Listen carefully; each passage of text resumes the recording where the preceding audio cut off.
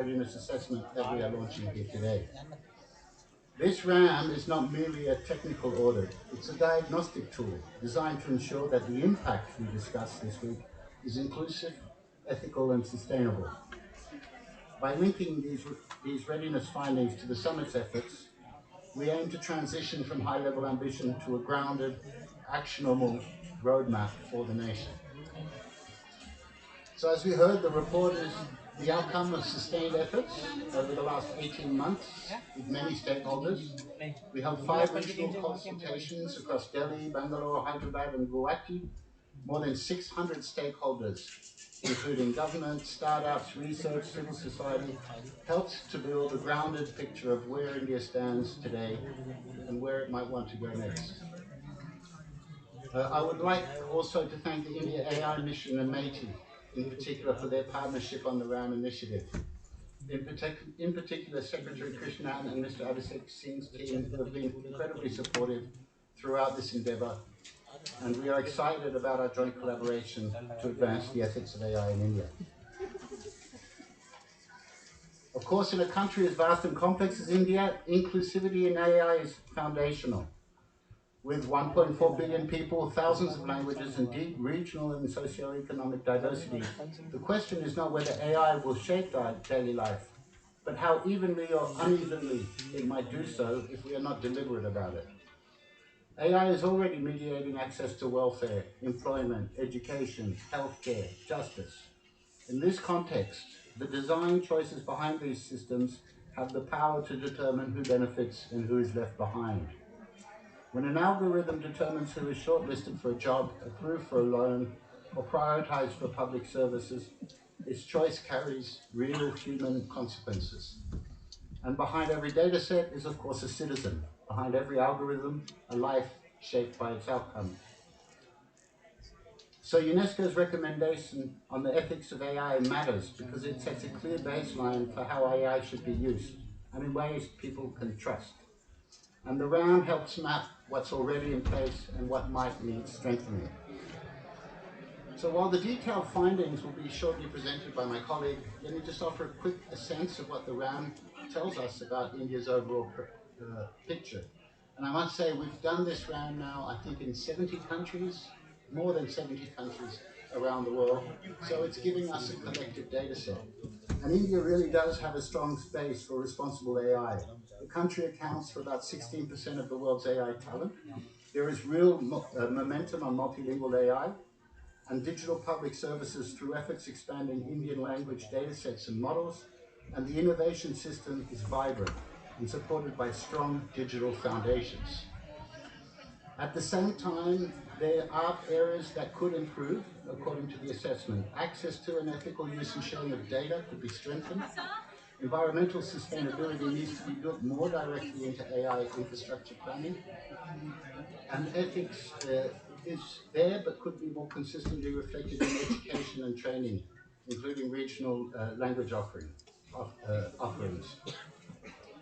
So building on all of these findings, the report sets out a few priority actions to address the above gaps and translate readiness into responsible adoption across sectors.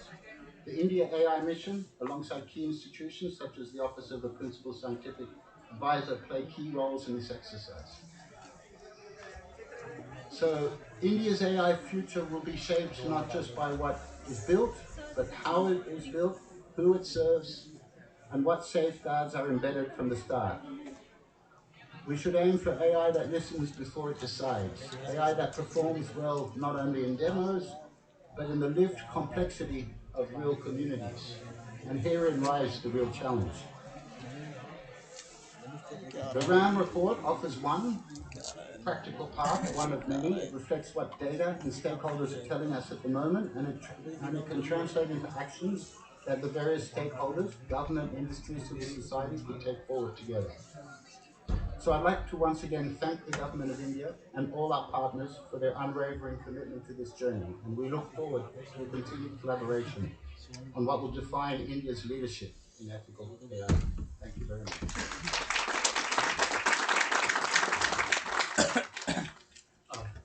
Thank you, Mr. Curtis, for setting the context so thoughtfully. I think what you said about being deliberate in our approach really, I think, resonates with some of the findings that we've got here.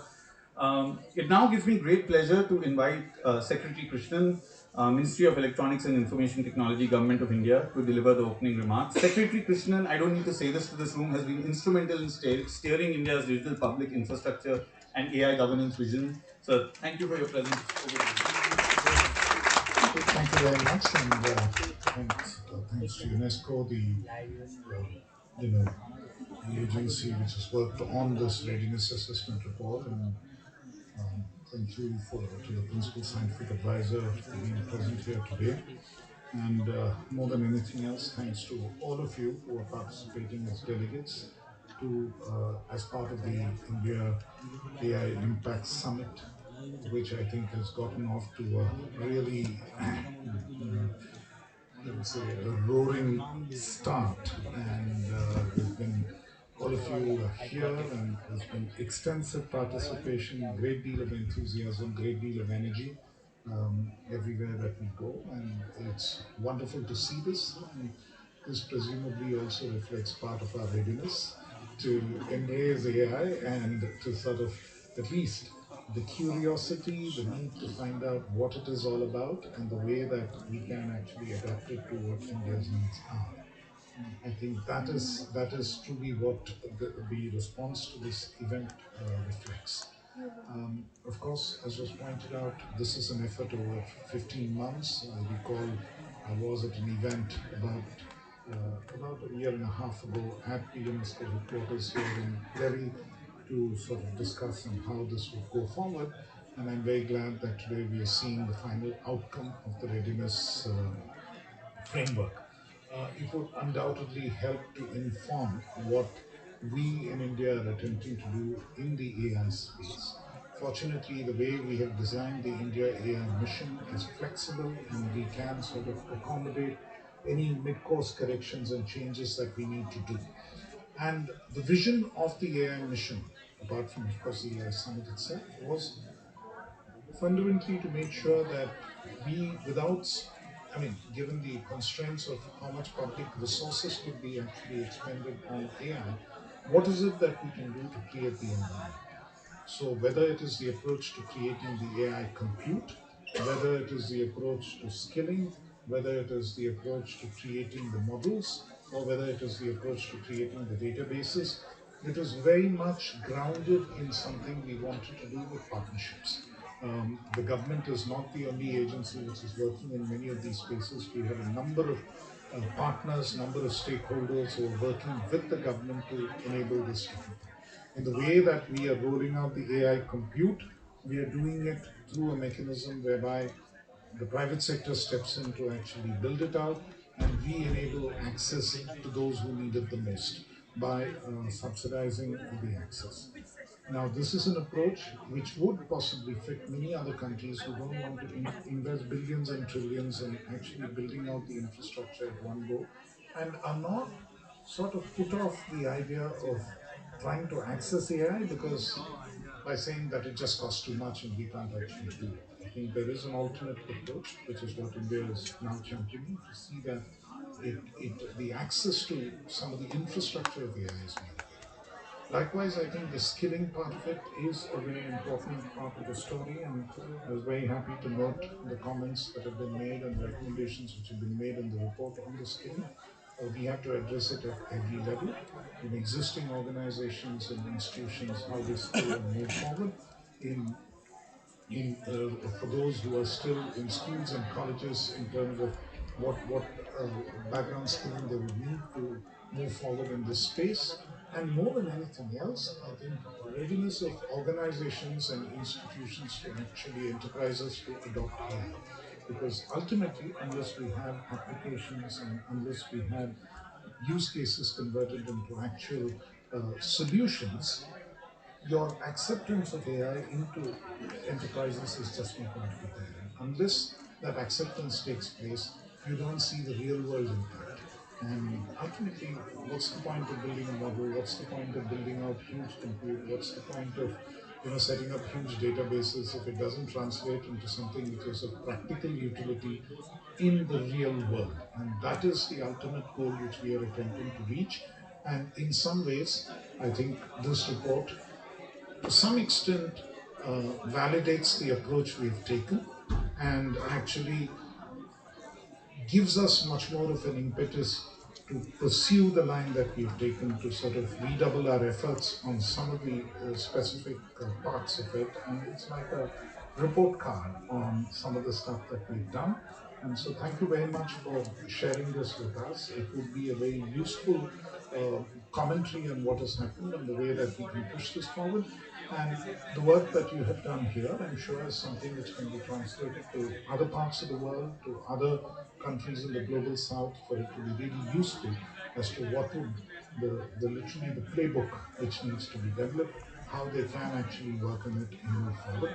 So thank you again, Mr. Curtis, and the entire UNESCO team for having put this together.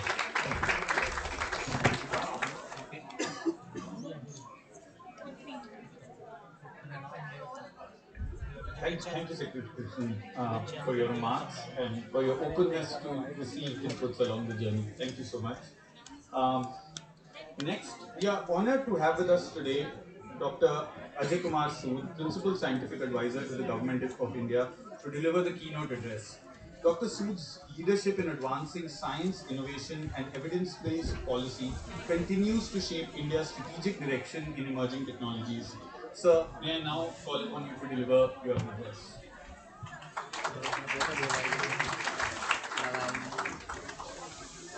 Thank you very much, uh, Mr. Tim Curtis, Mr. Krishnan, who was here a few seconds back, all the AI enthusiasts in the room. You can see this room is full of energy. You can see what is happening outside. It really tells that AI is here to make an impact in our lives.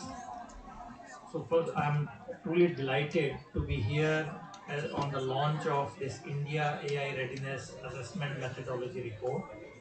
And it has been a privilege for me and my Office of Principal Scientific Advisor, to be associated over last 2 years or 2.5 years very intimately with this AI scene in the country, helping to shape it, because this was discussed in the Prime Minister's Science Technology Innovation Advisory Council, which I chair, and it was very clear that we need a mission mode to really see the benefits of AI to the society.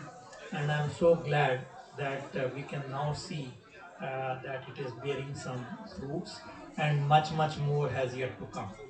So we know that AI brings enormous opportunity. It's a no-brainer to say this at this time. But we also know that it also carries profound ethical, social, environmental, and human rights implications.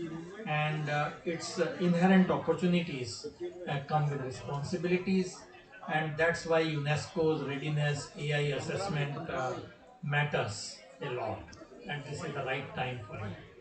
So the real question before us is not simply how fast we can adopt AI, but how thoughtfully we can shape it. So this is something for all of us to see. First, how do we ensure that AI truly serves people, guided by a clear do no harm principle?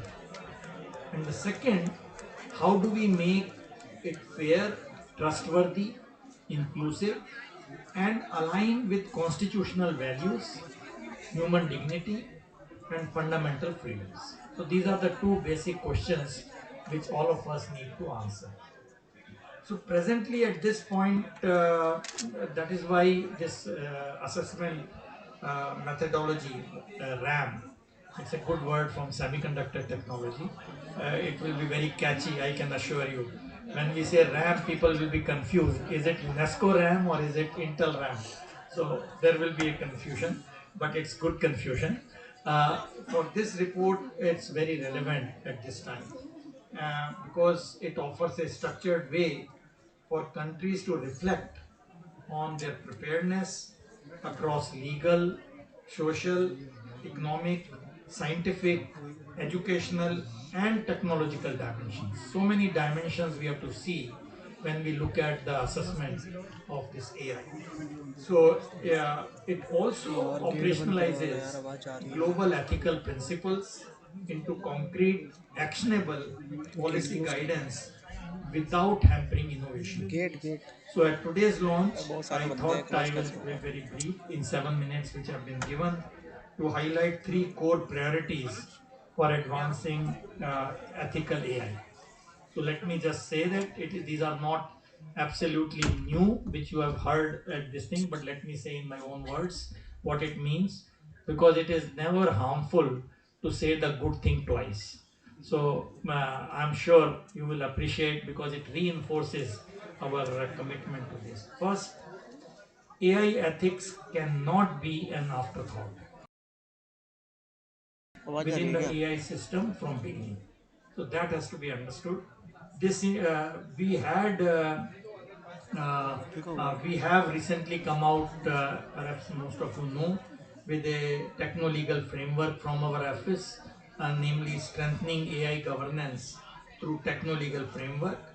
And we believe that grounding principles of ethical AI, namely respect for human rights, fairness, transparency, explainability, privacy, safety, and accountability, must be embedded across the entire AI life cycle, right from data governance, model designs, training inference to final deployment with human oversight. So human has to be in the loop if we don't want catastrophe. So this is something which we have articulated in our AI governance framework, which was released in November 2025, and more recently in the techno-legal framework, a white paper which came out a few days back.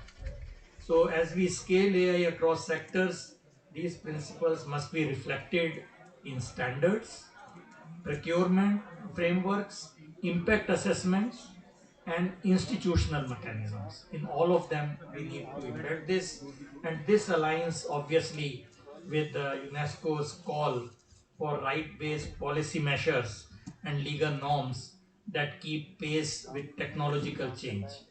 And that is very essential because public trust depends on this, and trust is the key thing which you have to realize, that the technology doesn't get killed but it gets deployed. So trust is the key issue, which has happened with other technologies which did not take off because of the trust.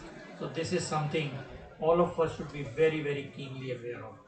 Second, inclusions must remain central to India's AI journey. AI should work for all Indians across regions, languages, genders, abilities, and socio-economic backgrounds. As was mentioned, we have a huge diversity in all of this. So it's a absolutely good platform and a sandbox to really see what works and what doesn't work. And AI should help bridge divides and not widen them. This is something is a good metrics to see when we see the deployment of AI, and it must be accessible in locally relevant, culturally sensitive format in an equitable manner for all. So please note, culturally sensitive is very important, which can be missed if you are blindly following AI developed somewhere else. So this has to be borne in mind, because this will not come just by saying it. Unless you have the right data to which is culturally sensitive, it will not happen. So capacity building, especially for states, small enterprise, startups, and underserved communities, is equally important. And these insights will be crucial as we move from assessment to action. And the third point, the last point, collaboration is our biggest strength. So no single stakeholders can shape the future of AI alone. And we need government, we need industry, we need academia, civil society, research communities. All of us have important roles to play. And this collaborative approach is what India AI mission has taken, particularly its safe and trusted AI pillar and India's AI governance guidelines. So the convergence between UNESCO's global ethical framework and India's national priority gives us a robust foundation for leadership and not just adoption of AI. So the recommendation in this report, I am very sure, will offer a practical roadmap, strengthening institutional coordination, enhancing regulatory and ethical oversight, investing in talent and research, promoting data, media and information literacy, and deepening public engagement on AI. On all these factors, I hope this report will cover it, which it does. I didn't have a chance to look at all the things, but I'm sure it will cover that. So at this juncture, it's a pleasure to acknowledge and my appreciation on record for UNESCO, the India AI mission under Meity, which is really doing a phenomenal job. The entire Meity leadership with Minister Rational, very, very intimately engaged with all the stakeholders, with our office. All of us are in this together. The Ikigai law, which is a part of this, and most importantly, all the stakeholders who contributed their perspective and expertise. So thank you very much. So the next phase obviously is the implementation phase, and I'm sure this is the next phase of the outcome of assessment matrices, and I'm sure we will meet 1 year from now to see how the outcome of this assessment is done, and that what will be the proof of the what is that pudding thing. So I look forward to that, and I would only say this is a wonderful moment. Let us seize this moment for to really see that AI makes a difference to the society, to the last mile, and we hope that inclusive AI will be the norm and not an exception. Thank you so very much for listening. Camera से आ रहा है ना वो तो भाई हमारी क्या दिक्कत है बोल दो भाई कैमरे से वो Thank you, Dr. Sood, for those reflections, and very grateful for your insights into how India is approaching this. And I think the question everyone has on their minds right now is, what does the report really say? And to walk us through the key findings and recommendations emerging from this national assessment, it is my pleasure to invite Ms. Yun Song Kim, Program Specialist and Chief of Section, Social and Human Sciences, UNESCO Regional Office for South Asia. Ms. Kim has closely read the RAM process in India and will present the report's key insights and policy recommendations. Hello everyone, it's amazing to see a full room, and I'm very excited to present the findings of the RAM in India. You must now be sick of hearing the RAM and wondering what is this? What is the RAM? So it starts off by UNESCO's interpretation of AI readiness. When UNESCO looks at AI readiness, it goes beyond infrastructure. We interpret readiness in terms of governance, in terms of institutional frameworks, in terms of human capital readiness. So that is what we have tried to capture in the India AI RAM report. As the structure of the India AI RAM report is divided into two sections. We start off with the diagnosis, which has all the data that we have collected quantitatively through the indicators across 200 data points of the 5 dimensions the principal scientific advisor has mentioned, as well as all of the qualitative data that we collected through 5 stakeholder consultations across the country, which we thought was important in a country as diverse as India. And then the second part is culminating all of these different inputs into the policy recommendations. We have 8 policy recommendations, and each of the recommendations are linked with a concrete roadmap that is realistic, actionable, and also builds on the existing AI infrastructure and ecosystem in India already. So as you can see, we've conducted the secondary research as well as consultations. Tim mentioned in his speech as well that we were able to reach inputs from more than 600 stakeholders across the country. And we were very, very happy that we did it in cities like Bangalore and Hyderabad, which has a very mature AI ecosystem, but also in cities like Guwahati in the northeast, where we got very different inputs and insights, where regional diversity was an important aspect that we have reflected in the RAM report. So I'll get on with the task of summarizing a 120-page document into a 10-minute presentation, but let's see how well I can do. So the first dimension is what we call the legal and regulatory dimension. If you look at India, it's very much a hybrid AI governance framework, combining cross-sectoral laws, sector-specific standards, and voluntary guidelines, led by the ministry, Meity, the PSA's office, Niti Aayog, and many other government bodies. It also has quite a strong cybersecurity readiness, as you can see in ITU's Global Cybersecurity Index. And just to let you know, the report is being launched today, so you can see all of these data points within the report. And it also has a very strong online participation readiness. It still has quite an evolving data ecosystem reflected in a moderate open data performance. And then the stakeholders are telling us that they support the government's principle-based approach and cautioned against overly prescriptive regulations, which I think the secretary also mentioned today. There was a strong call for a gap analysis in the existing laws to identify what the existing laws cover and what are the existing gaps that probably future research can address. And definitely the experts called for a stronger state and center alignment in terms of AI initiatives. Now we go on to the social and cultural dimension, which I think is quite a unique aspect of the UNESCO RAM. We make sure that this is a part of readiness when we talk about AI readiness, because we believe that there is no one size fits all kind of prescription. मैंने आपको WhatsApp किया पर देखना जरा scene 1 scene 2 There's definitely a strong momentum in India for multilingual AI, as we can see in Bashni and different initiatives. Digital access to AI continues to expand, but there's still a bit of a large issue in terms of the gender gap, especially in internet access.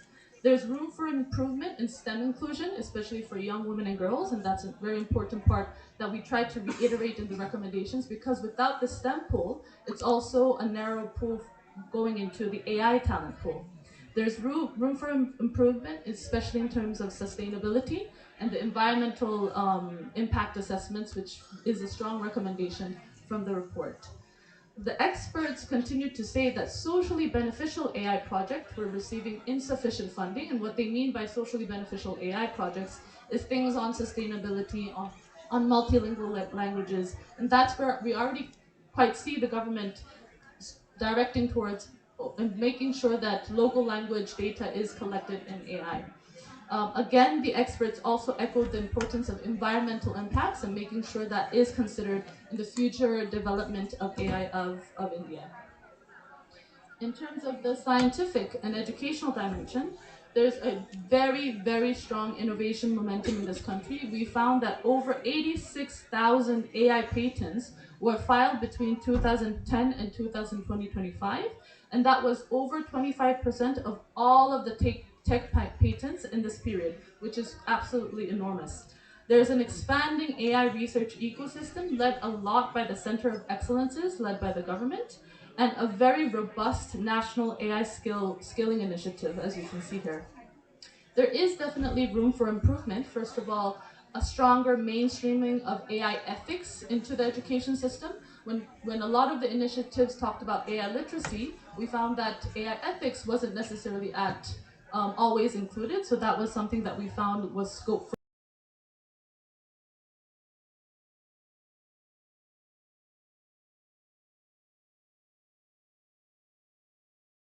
own language. And that made it difficult for some of these students to access so much of the opportunities that was out there in India. The stakeholders also corroborated a lot of these findings, such as AI skilling still being remained very urban-centric and very English. So what about the students and the informal workers who are not in the urban areas, nor is very fluent with English? So that was another very important finding in the educational dimension. For the economic dimension, I hope I'm on the right page, there's a very, very strong global positioning of India. It hosts 16% of the world's AI talent, which is huge, and it is one of the fastest growing AI talents across the world. It has a very vibrant industry ecosystem with 2,000 plus companies only in Bangalore. So across the countries, there's way more, which is very, very positive signs. But again, in terms of distribution outside of the urban tech hubs, there's still a lot of room for improvement. Access to financing for a lot of the startups beyond Bangalore, beyond Hyderabad, beyond Delhi was still continued to be posted as an issue that can be resolved. Stakeholders also asked for targeted incentives to encourage firms to be more ethical in their approaches to inclusive AI development. A lot of the stakeholders were saying ethical AI is great, but if you don't give financial incentives or any kind of incentives for the firms to follow, it's much more difficult for these firms to consider the ethical dimensions. The informal sector still largely remains outside of the AI ecosystem or all the discussion we have here, and we must recognize that India still has quite a huge, large informal economy sector that should be considered. In the technical and infrastructural dimension, there was a strong national focus on building accessible, affordable AI infrastructure. But in terms of improvement, things like electricity in certain areas where there's not constant electricity could be a problem in accessing a lot of these infrastructure, AI infrastructure. They definitely stakeholders welcome the IndiaAI mission's GPU procurement initiatives, but again, without sustainable or continued electricity, some of these issues were pointed out as there are room for improvement. Now let's go on to the recommendations. The way we decided or came up with these recommendations are definitely based on the 200 data points that we collected through secondary research.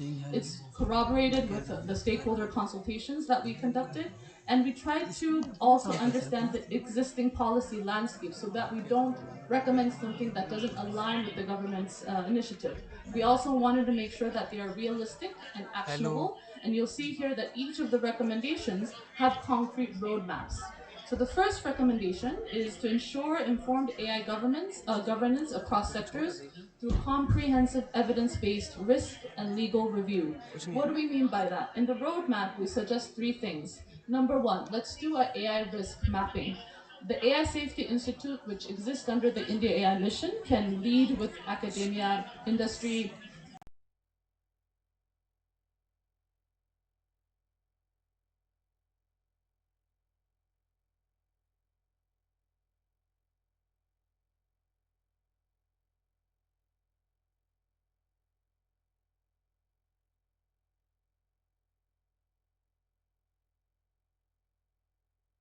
The second recommendation is to create operational guidance for ethical AI. When we talk about ethical AI, we have a lot of principles, we have a lot of frameworks, but can we make something that's much more relevant and actionable to day-to-day lives of policymakers and developers? That's why we recommend that the AI Safety Institute creates, first of all, an ethical AI repository with examples and case studies for people to really understand what specific use cases in ethical AI looks like. Also have a voluntary measure, especially with industry partners, to implement them, and experiment with regulatory sandboxes to test some of these responsible AI approaches, especially in high impact sectors like healthcare, agriculture, and pharmaceutical areas. The third recommendation, which came out quite a lot, I must say, in the stakeholder consultations, is to strengthen the center and state coordination for AI governance and implementation. There are already emerging actions from the government, but dedicated center-state coordination mechanism could help make sure that the AI policy and planning at the state level are informed from the voices and opinions of all of the different states in India, and also to develop modular policy implementation toolkits for states to make it much more easier to action on these policies. Next is leveraging the AI Kosh platform, which already exists and has huge potential in terms of data in this country. There are a lot of efforts already underway, and we recommend to strengthen some of these existing offices, such as the AI Data Office, such as the data creation units in different parts of the government, to make sure that AI Kosh can fulfill its full potential. And we go a step ahead and also ask the private sector to contribute to AI Kosh, so that we can make sure that this is very, very useful for those inside and outside of the government. Next recommendation is about trust. How do we increase public trust of AI governance? We recommend that the AI Safety Institute can guide some of these initiatives. For example, have a nationwide study that can inform some of the campaigns and literacy programs, and also have model AI procurement guidelines that ensures and gives that trust to people that when AI is being procured, it is being done in an ethical way. Recommend 6 is all about skilling and workforce, and we have two parts to it, but I'll briefly go through it. There was a strong call for making sure that India's workforce is AI future ready through capacity building, embedding ethics, and supporting inclusive transitions. There was a lot of anxiety and concerns around, especially mid career workers, on reskilling and upskilling. It's not as easy as it sounds to suddenly embed all these new skills. So that was a strong call from a lot of the experts we talked to. And we feel like the Skills Development Ministry, the AI Safety Institute, the Ministry of Education can definitely play a role in pacifying some of these anxieties through platforms, through integrated upskilling initiatives. And yes, this was another very important point. AI capacity building for public officials was called for again and again in all across the government at center and state level, that how important it is for public officials to truly understand, at least have basic AI literacy in order to implement some of these public initiatives, but also policies. The 7th recommendation is to ensure environmental sustainability considerations into AI infrastructure all across, based on comprehensive studies, and making sure that environmental impact assessments is truly meaningful, rather than just ticking the box. Last but not least, we talked about diversity in the AI workforce. We had another session that documented really the data on how women are not being as integrated into the AI ecosystem as we think it is. And there's definitely scope for improvement, especially going beyond the urban centers of India. So this takes me to the end of the presentation. The report will be available on UNESCO's homepage from today. So I hope you can all have a look and hope it's useful to the AI ecosystem in India. Thank you so much.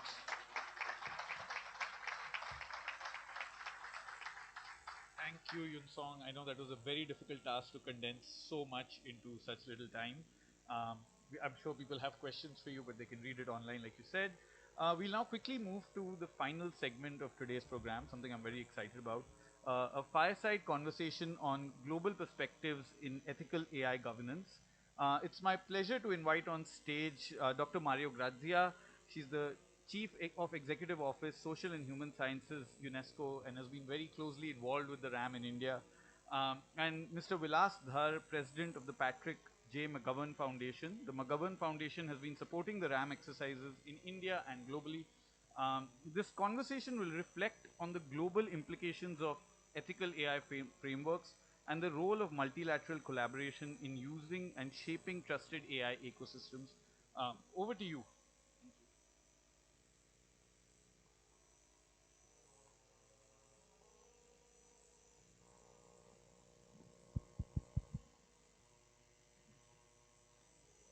There we go. So it's really my pleasure and honor to be here with. Actually, there are three words in my mind that always remind me when I see Vilas. And these, as was said, the president's entity of the McGovern Foundation. The first one is insightful. There hasn't been one single instance in which I was talking to Vilas and then I thought, oh, I hadn't thought about that. And this doesn't happen at all. So that's already one thing really that always tells me it's a great pleasure to be with you. The other one is that he's a visionary. He has been seeing this transformation. He has been seeing the challenges coming with it. and the opportunities, of course, much before others, and has taken a really active role in that, in steering it towards the right direction. And committed, always. The energy you put in that, the kind of the determination, but also the unusual way of thinking on how to address the problem is something that always has frightened me all the time by the time I've been talking to you. So I won't have easy questions for you today because we really want to get the best out of your brain.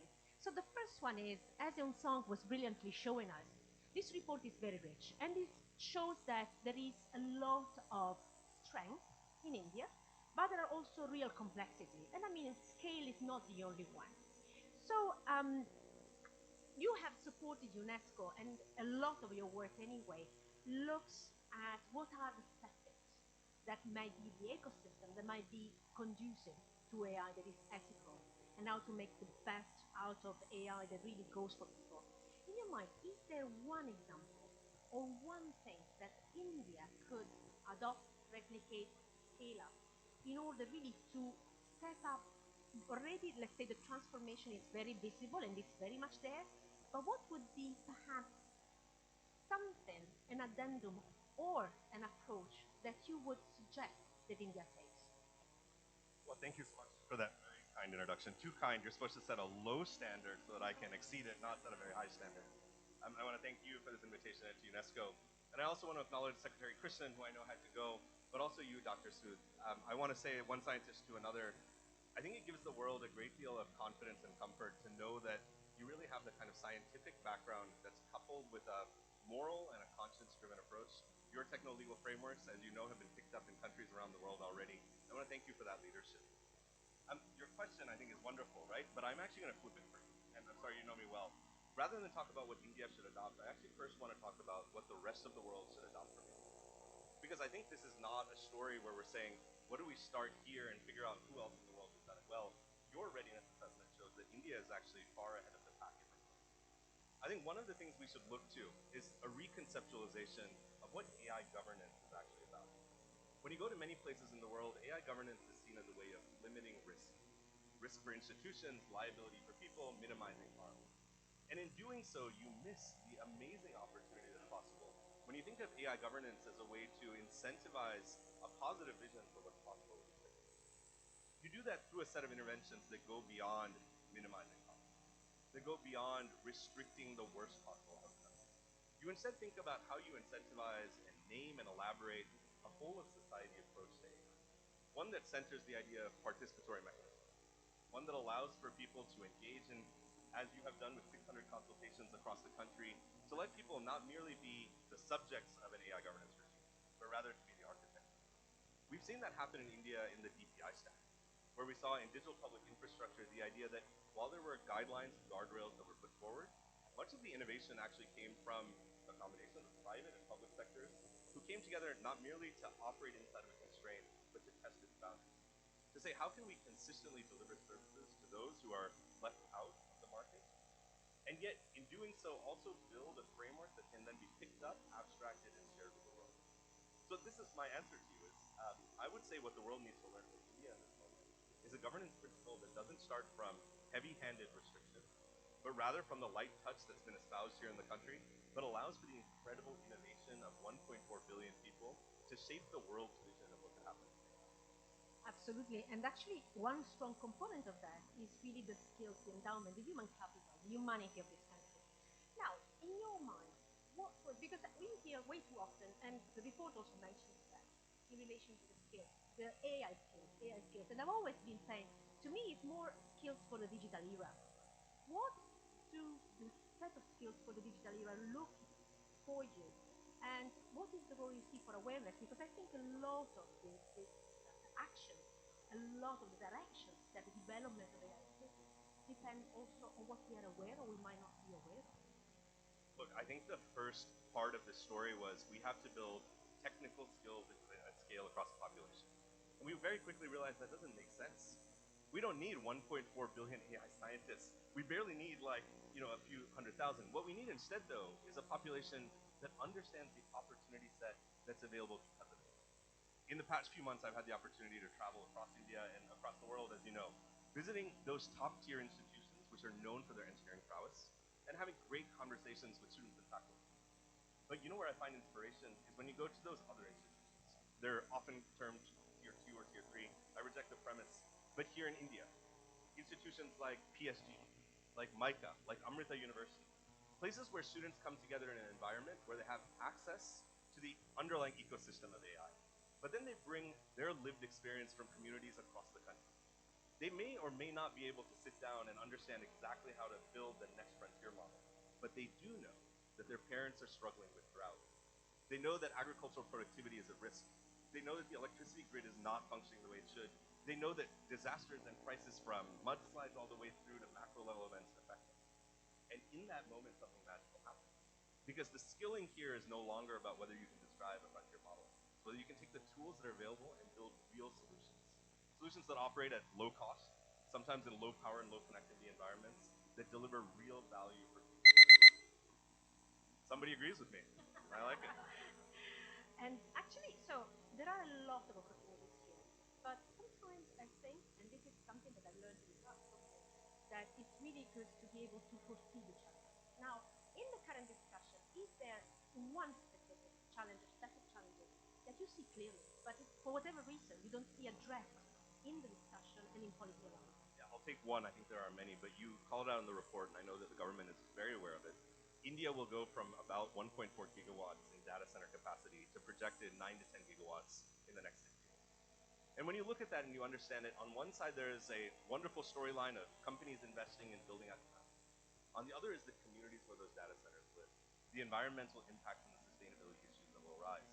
Now, the conversation that I'm asking to have is not to name those risks because we already know them, but rather to think about what a uniquely Indian model might be to address them.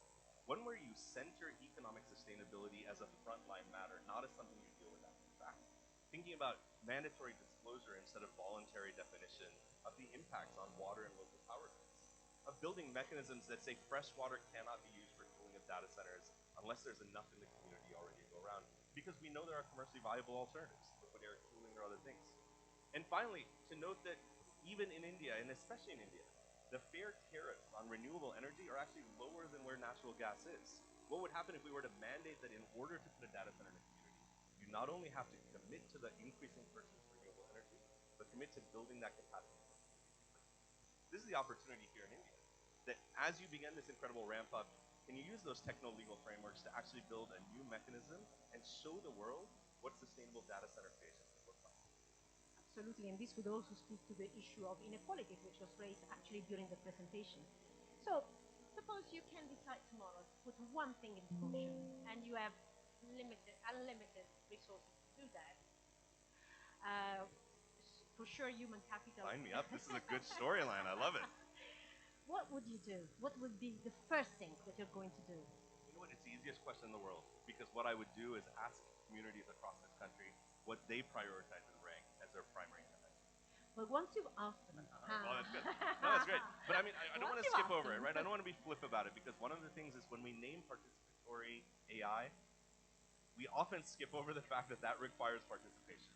But once you ask them, I think there are a couple of things that I would advise, right? The first is really investing in this idea of translational AI capacity. Take what models enable and allow, and invest meaningfully in building the architecture that brings it to communities in the form of apps and services, in the form of insight and wisdom that actually lets us change basic behaviors. I think we could look at priority sectors, and we've done that already. I think in the report you identify them, but focus also on where you see innovation sectors that are organically emerging across the country and invest in them deeply.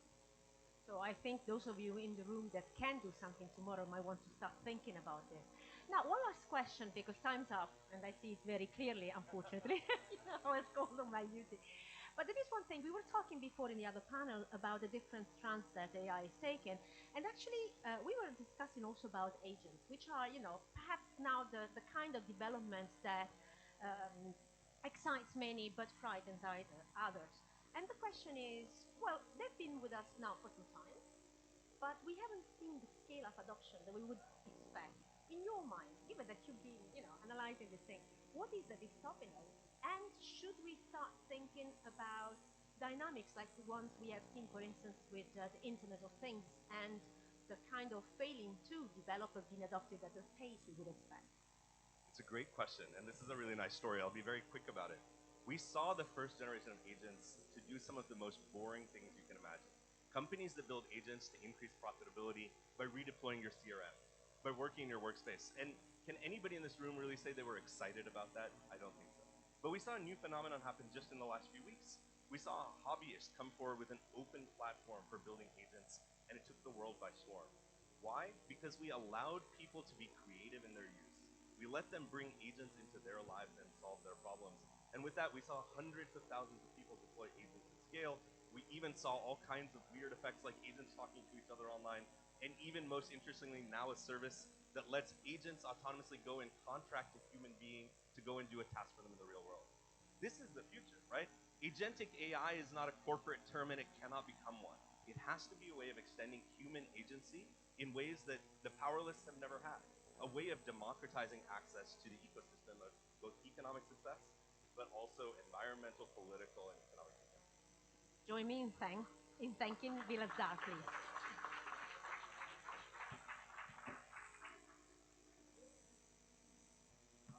Thank you so much for that.